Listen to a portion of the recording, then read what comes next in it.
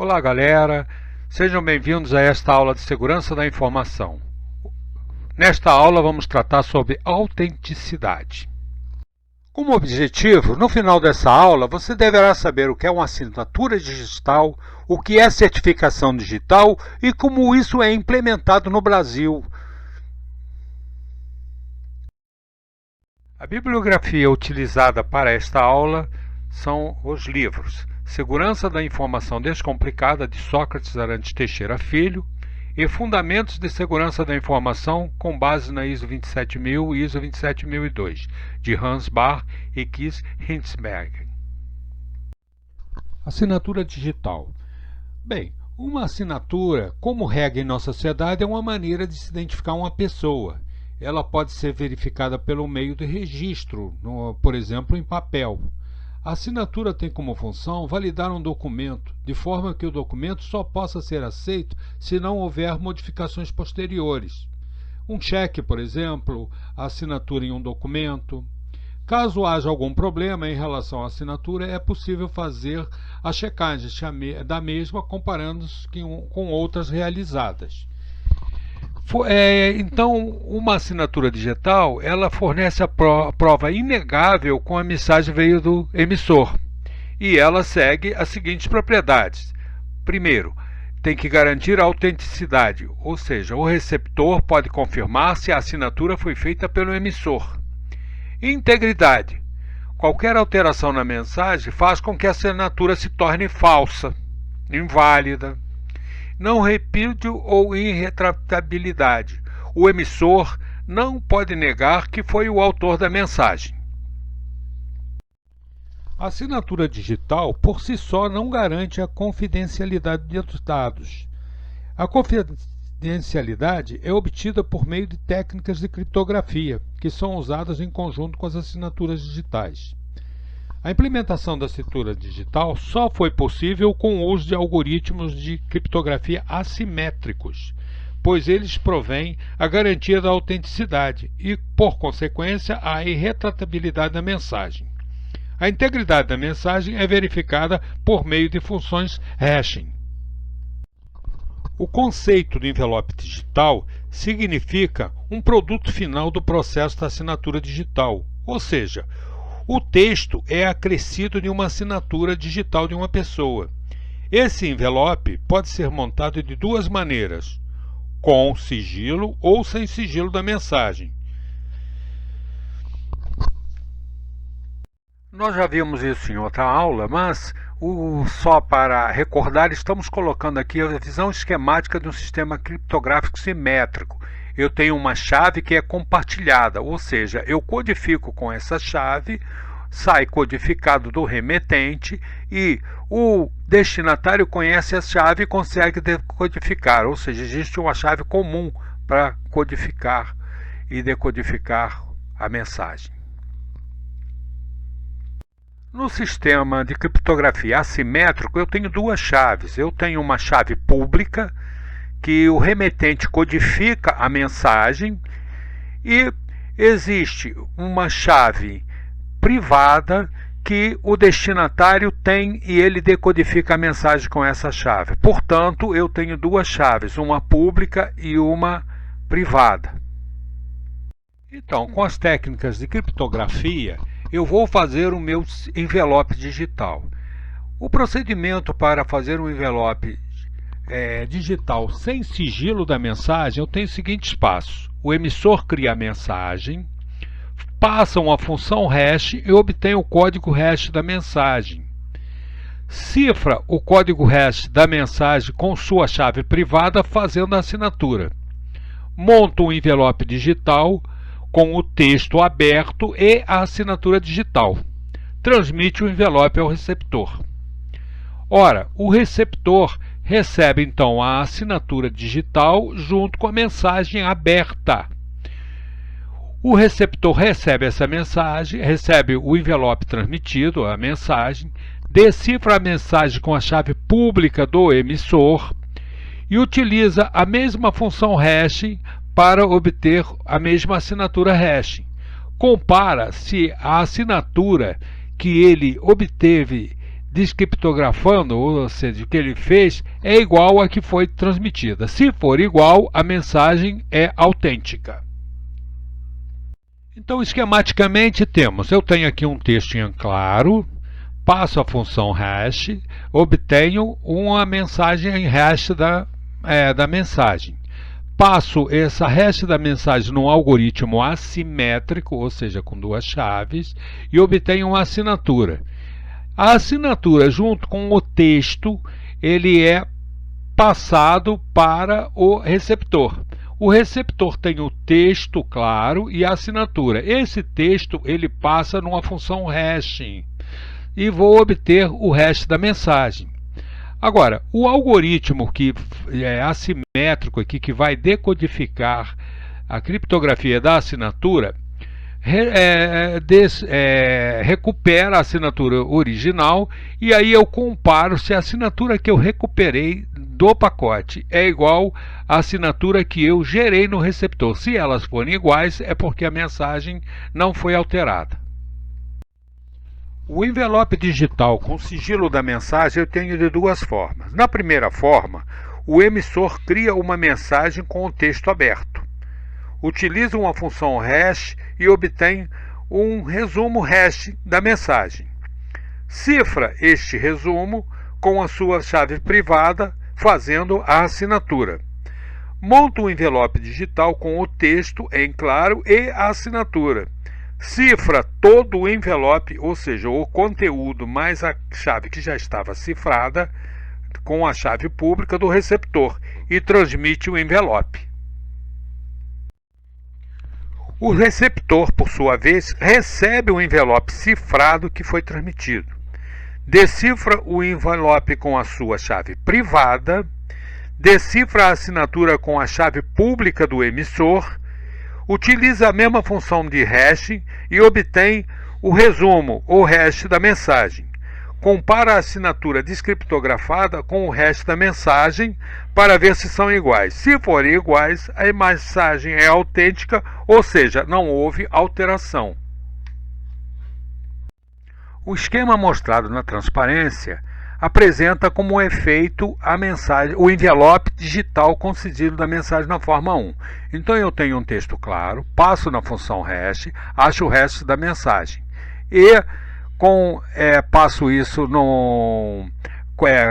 faço a criptografia com o algoritmo simétrico desse hash, que é a minha assinatura, e junto o texto claro com essa assinatura e passo num algoritmo assimétrico.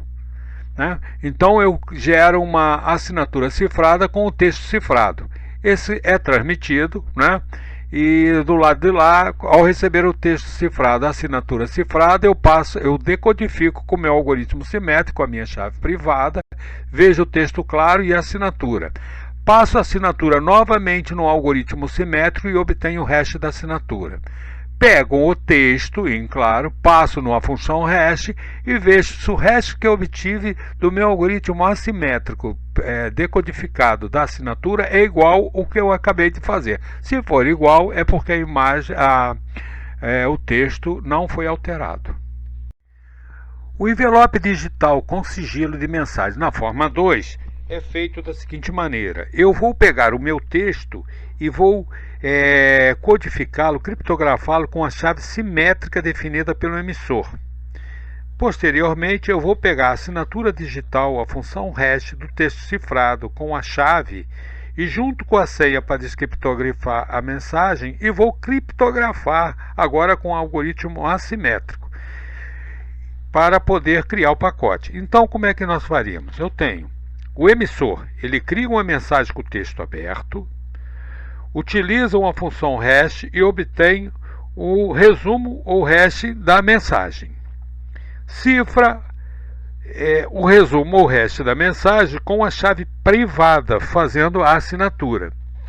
Depois ele cifra a mensagem com o algoritmo de criptografia simétrica, porque ela é muito mais rápida que a criptografia assimétrica. Cifra a assinatura e a chave para decifrar mensagens cifradas com a chave pública do receptor e assim monta o pacote de dados. monta o envelope digital com texto criptografado e o pacote que foi feito até este passo e transmite o envelope. Pelo lado receptor, o receptor recebe o envelope transmitido, decifra o pacote de dados com a sua chave privada, decifra a assinatura da chave pública do emissor, decifra o texto criptografado com a chave simétrica e utiliza a mesma função hash e obtém o resumo hash da mensagem. Compara se a assinatura descriptografada é a mesma do hash da mensagem. Se forem iguais, a mensagem é autêntica, ou seja, não houve alteração.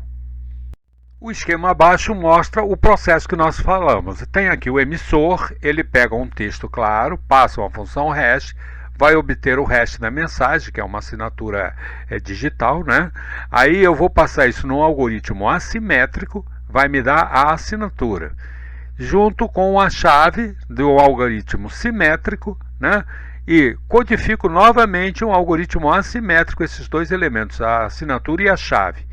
Aí, juntamente com o pacote cifrado, a assinatura e a chave, eu gero um pacote que é transmitido. O receptor recebe esse pacote com o texto cifrado e mais a assinatura e a chave cifrada no algoritmo assimétrico e decodifica pelo algoritmo simétrico, ou seja, com a chave comum, porque a chave já é decodificada, que já é conhecida, né? Então, eu vejo qual é o texto claro e vejo qual é a função hash pelo algoritmo simétrico. No outro ponto, o algoritmo assimétrico verifica qual é o hash da assinatura. Então eu comparo esses hashes de assinatura. Se eles forem iguais, é porque a mensagem não foi alterada. Observa que esse tipo de forma ele é mais demorado e exige um algoritmo assimétrico e o uso de criptografia assimétrica e o uso de criptografia simétrica. O algoritmo DAS, Digital Signature Algorithmic, né, foi desenvolvido pelo Instituto Americano de Tecnologia em 1991 e é o padrão oficial para as assinaturas digitais nos Estados Unidos. Ele utiliza uma função hash, o algoritmo SHA, né, com 224, 256 e 384 ou 512 bits. Esse algoritmo ele trabalha com dois conjuntos de pares de chaves, LN. Um desses pares de chaves deve ter um comprimento menor que a saída da função hash. Bom, a partir desses dois valores, dessas duas chaves, são realizadas uma série de operações matemáticas que definem uma chave pública e uma chave privada para cada usuário. Essa figura mostra esquematicamente como funciona o DSA. Então eu tenho aqui uma mensagem, eu vou fazer um algoritmo hash, tenho aqui uma assinatura hash, vou ter uma chave privada, vai ter uma série de operações, essa assinatura é transmitida por receptor. O receptor verifica essa assinatura, recebe a assinatura, passa nesse algoritmo de hash inverso, não é isso? Verifica a mensagem e com uma série de operações ele pode dizer se a assinatura é correta, foi modificada ou não. Bom, a certificação digital é o processo que dá suporte à implementação das assinaturas digitais. É o processo que dá a garantia de que a assinatura emitida é da entidade indicada pela mesma. A certificação digital faz o registro das assinaturas e fornece informações para que qualquer outra entidade possa conferir sua autenticidade. A implementação de assinaturas digitais depende deste processo.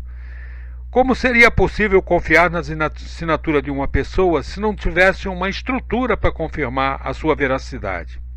Então, um certificado digital é um arquivo de computador que contém um conjunto de informações referentes à entidade para quem o certificado foi emitido, seja uma empresa, uma pessoa física ou computador acrescido da chave pública da entidade especificada no certificado. Então, a certificação digital da garantia da confidencialidade e da autenticidade de quem está emitindo uma mensagem ou de quem está tratando ou receber ou escrevendo qualquer documento. Então, um certificado digital normalmente é um arquivo que contém as seguintes informações: informações relativas à entidade que foi certificada, nome, e-mail, CPF, CNPJ e outras.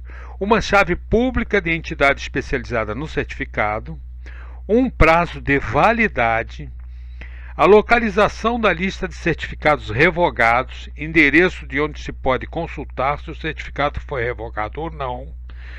No caso do modelo hierárquico, a assinatura de autoridade certificadora, ou, no caso do modelo de malha de confiança, as entidades que validaram e confiaram nas informações do certificado.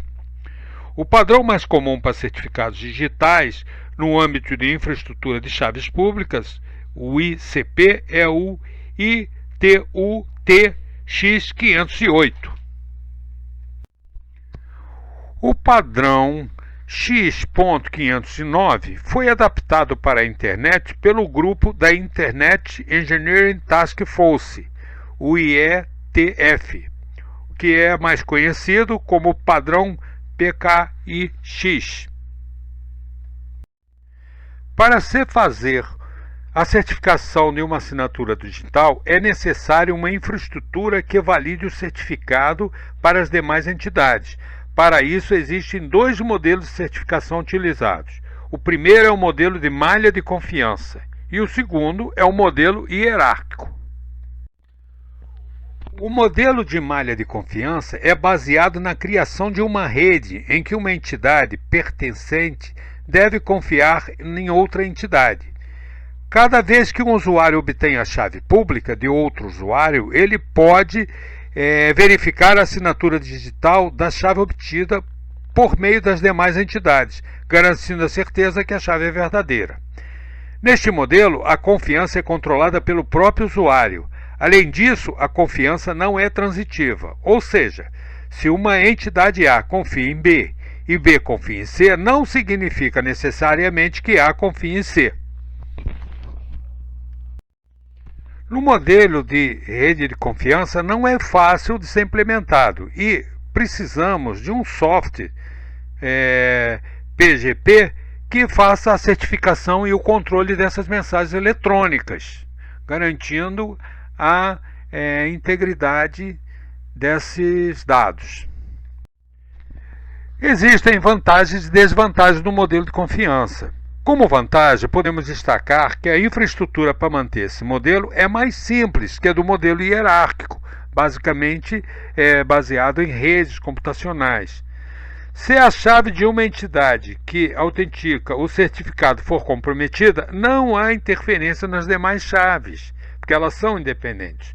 Só ocorre apenas a sua exclusão na rede de confiança.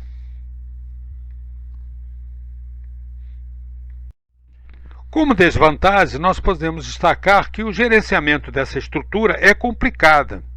Ele é menos seguro, pois uma pessoa pode mudar o seu comportamento se valendo da confiança adquirida.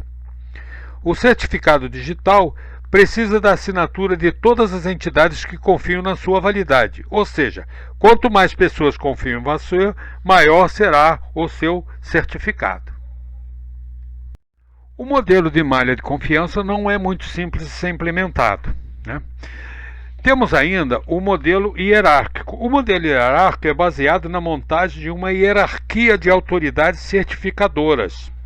As autoridades certificadoras certificam usuários e existe uma autoridade certificadora raiz que faz a certificação de todas as autoridades certificadoras da sua jurisdição. Neste momento, os certificados digitais precisam da assinatura digital de uma autoridade certificadora para ser válido. Caso alguma entidade duvide de sua validade, basta consultar a autoridade certificadora e verificar se o certificado foi revogado ou não. Caso haja dúvidas com relação à validade do da autoridade certificadora, basta conferir na autoridade certificadora raiz, que em regra possui um certificado assinado por si mesmo e é mantida por uma entidade governamental. Este é o modelo utilizado na montagem de infraestrutura de chaves públicas. Então, neste modelo, eu tenho uma autoridade certificadora raiz, que normalmente é um órgão governamental ou determinado pelo governo, etc. Tá? Esse órgão certificador raiz, ele estabelece outros e dá certificados para outras autoridades certificadoras. E estas sim vão fazer a certificação dos seus usuários. E desta forma eu tenho uma estrutura de controle de todas essas chaves. O modelo hierárquico, ele tem vantagens e desvantagens. Como vantagem, podemos destacar que ele possui um gerenciamento mais simples e prático. É mais seguro, pois a confiança parte de uma entidade governamental. Se o certificado não estiver revogado, tem validade em todas as jurisdições a qual ele está ligado. Permite que assinaturas digitais sejam consideradas juridicamente válidas, desde que seja garantida a segurança de toda a infraestrutura da autoridade certificadora raiz e das demais autoridades certificadoras. E desvantagens? Ora, se a chave de uma autoridade certificadora for comprometida, todos os certificados emitidos por ela têm validade comprometida. Outra desvantagem é o custo da montagem da infraestrutura, que é muito maior, devido à necessidade de investimentos pesados em segurança para se manter as entidades certificadoras, que normalmente estão instaladas em salas, cofres protegidas contra catástrofes naturais, tem acesso restrito, tem vários procedimentos de segurança, e deve-se possuir uma cópia dessa sala até em outra cidade. Então a infraestrutura é muito mais pesada do que no modelo de malha. No Brasil, existe uma legislação específica sobre certificados digitais. Então foi feita a medida provisória 2002-2, de 24 de agosto de 2001, que definia as regras da criação dessa infraestrutura de chaves públicas, o ICP Brasil. Então, aqui se define várias formas de atuar, quem seriam as autoridades certificadoras. Então, no artigo 2 temos aqui, como entidade do ICP Brasil, uma autoridade que é uma autoridade gestora pública, a cadeia de autoridades certificadoras compostas pela autoridade certificadora raiz, que foi nomeado o Instituto Nacional de Tecnologia da Informação, autoridades certificadoras AC e autoridades de registro. Criou mais uma estruturazinha aqui para possibilitar criar essas chaves. Então, a autoridade gestora de políticas vai ter um comitê gestor do IPC Brasil, vinculado à Casa Civil da Previdência da República, para o credenciamento das autoridades certificadoras e das ARs, e demais prestadores de serviço de suporte ao ICP Brasil, em todos os níveis da cadeia. É isso? Além de homologar, auditar, fiscalizar o AC Raiz e seus prestadores de serviço. Ou seja, existe uma lei específica para criar essa estrutura e o nosso Raiz aqui é o Instituto Nacional de Tecnologia da Informação. O padrão X509 é um padrão para a criação de uma infraestrutura de chaves públicas. Atualmente ele está na versão 3 e padroniza os formatos das chaves públicas e atributos para os certificados. Lista a revogação de certificados e algoritmos para procurar a validação. É um padrão derivado da família do padrão X500, que definiram o Directory Access Protocol, o DAP, E ele é organizado por meio de uma estrutura de diretórios em árvores, como nós vamos ver na estrutura abaixo. Então, o padrão X509 está sendo mostrado aí.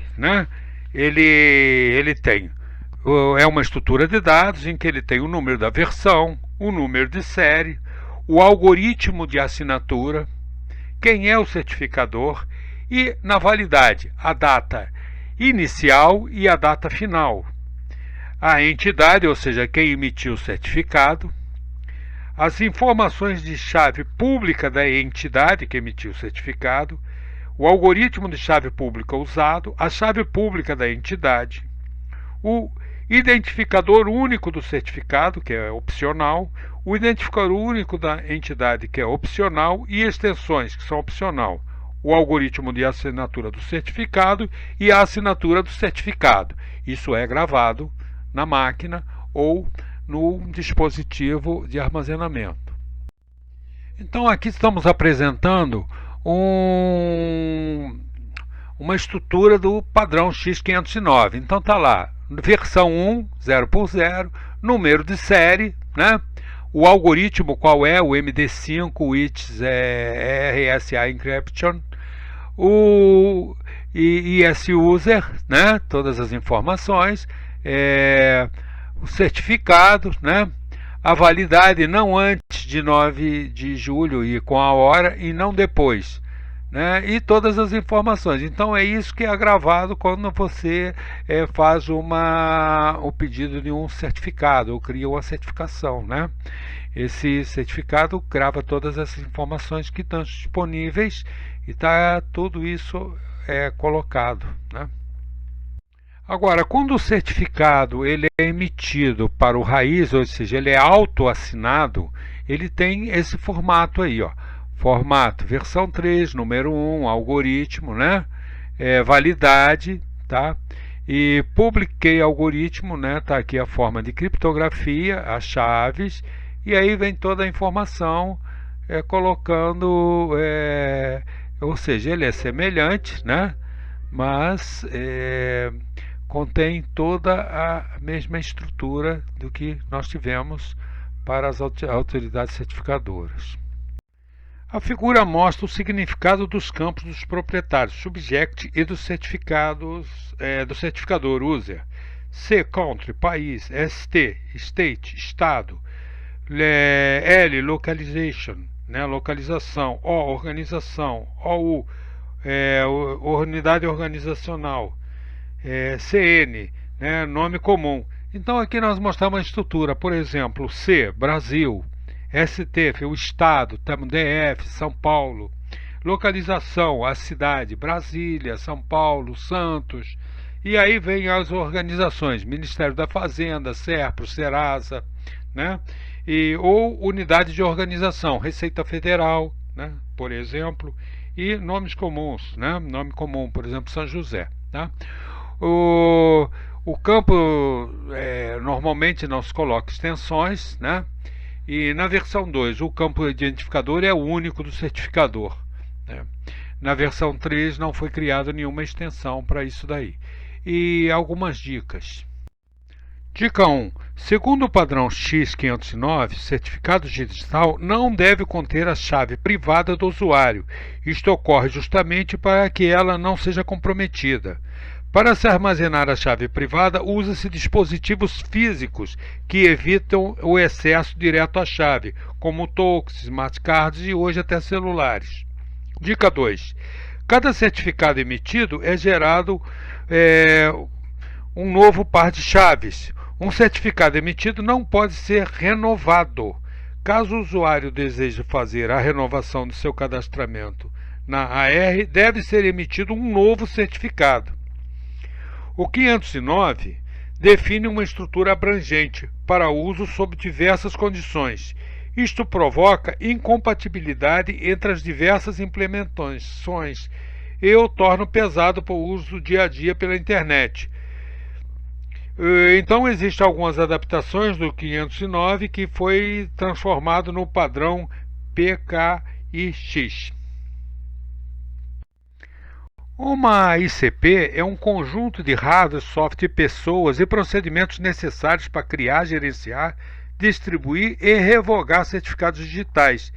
Normalmente tem os seguintes elementos: uma autoridade de registro, que é a AR, que faz o cadastramento dos usuários e solicita à autoridade certificadora a criação do certificado digital do usuário.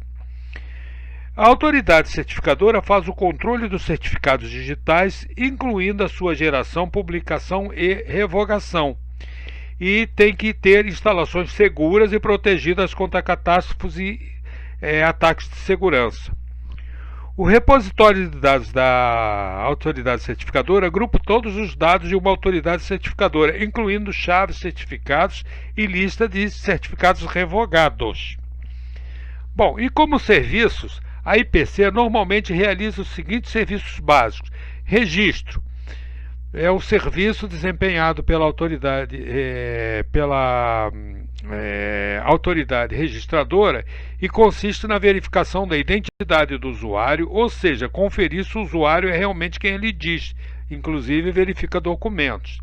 Certificação é o serviço desempenhado pela autoridade certificadora quando ela emite um certificado digital e o armazena num repositório de dados. Verificação: o usuário confere à autoridade certificadora se o certificado digital é válido. Esta consulta pode ser realizada por meio de consultas à lista de certificados revogados ou por meio de protocolos online do certificado Status Protocol, ou seja, um protocolo para verificar o status do certificado. Revogação: o usuário solicita a revogação de um certificado digital para a autoridade certificadora por meio online, né? E a autoridade certificadora faz a inclusão do certificado na lista de revogações. Certificado cruzado é feito entre autoridades certificadoras, quando é necessário fazer uma certificação de um usuário em outra jurisdição. Então, no nosso esqueminha, estamos vendo uma autoridade registradora, né? Então, ela faz, o usuário se aproxima dela para fazer o seu registro, verifica os documentos, ela solicita à autoridade certificadora um certificado, né, que seja gerado. Essa autoridade certificadora comunica ao usuário qual é a sua chave, etc., e guarda num repositório. Então, o usuário 2, quando vai fazer uma transação com o usuário 1, o usuário 2 pode classificar a validade do certificado. Se um usuário de uma jurisdição de uma autoridade certificadora 1 vai fazer uma operação em outra jurisdição que tem a autoridade certificadora 2, essa informação é trocada entre as autoridades certificadoras, né? Isso também ocorre quando a gente tem outros países. Então, segundo a nossa medida provisória de 2200-2, eu tenho um comitê gestor do IPC no Brasil que faz a regulamentação da autoridades certificadoras, né? E eu tenho aqui os vários órgãos que são as autoridades certificadoras, né? Esse aqui é o raiz, o ITI é o raiz. Então eu tenho várias autoridades certificadoras tipo SERPO, Serasa, Caixa Econômica, Receita Federal, CertSign, etc. Se eu preciso verificar isso no outro país, eu tenho que através das autoridades certificadoras raiz trocarem as informações dos certificados. E dessa forma eu consigo verificar certificações e chaves em outras jurisdições.